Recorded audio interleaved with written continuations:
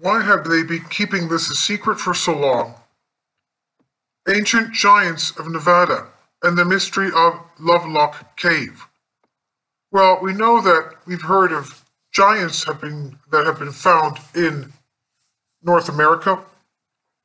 They've been found in South America. They've been found in Europe. They've been found all over the place. They seem to be whisked away. These skeletons are nowhere to be found after they've been discovered. Fortunately, there is a giant skeleton museum in Ecuador, and we'll make another video on that. But so they do have evidence of the ancient giant skeletons that have been found, at least in Ecuador. So people cannot say it's a conspiracy theory. Ancient giants have been found in Lovelock Cave in Nevada. There are also stories, Native American Indians stating that, yes, there were giants in the earth in America.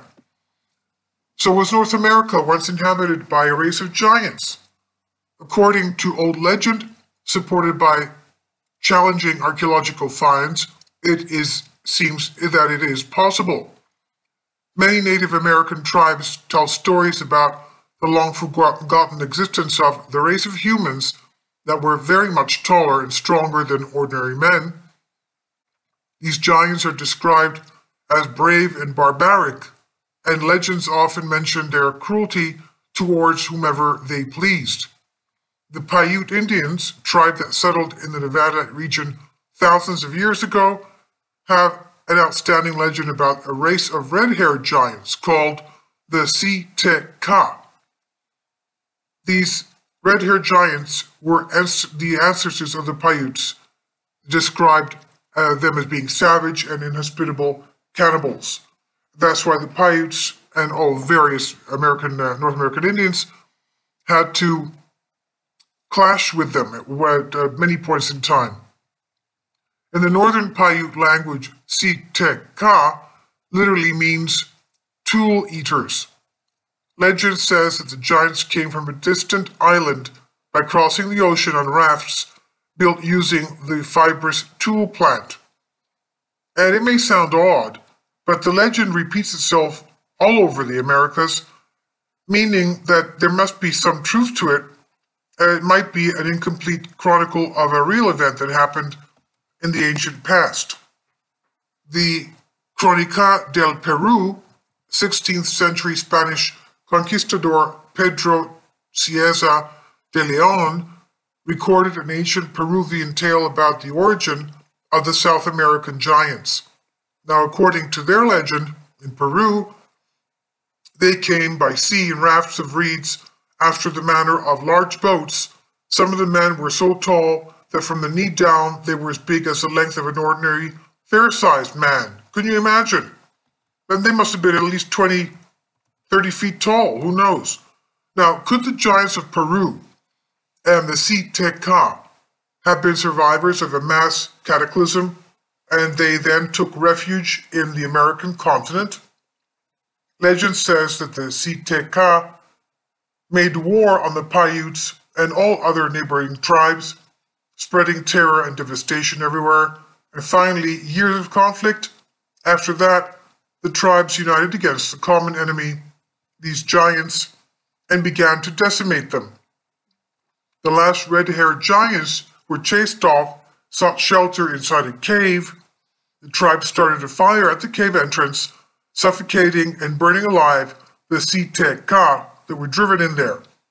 Those driven out by the smoke were also killed.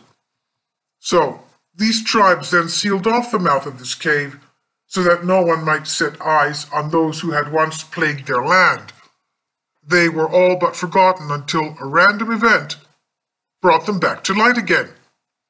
In 1886, a mining engineer named John T. Reed happened to hear the legend from a group of Paiute Native American Indians while prospecting near Lovelock, Nevada.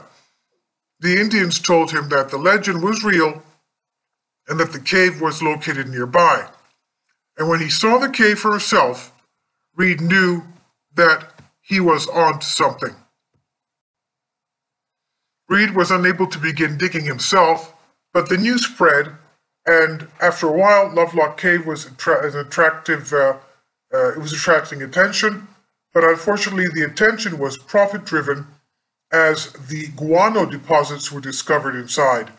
A company started by miners David Pooh and James Hart began to excavate the precious guano resource in 1911 and had soon shipped more than 250 tons to a fertilizer company in San Francisco. And any artifacts that might have been discovered were probably neglected or lost. After the surface layer of guano had been mined, strange objects started to surface, and that led to an official excavation being performed in 1912, a year later, by the University of California, and another one took place in 1924. There were reports that told about thousands of artifacts being recovered, some of them being truly very unusual.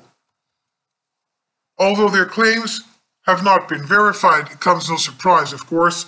Sources say the mummified remains of several red-haired ancient giants were found there, buried in Lovelock Cave. They were measuring between 8 to 10 feet height. These mummies have since been referred to as the Lovelock Giants.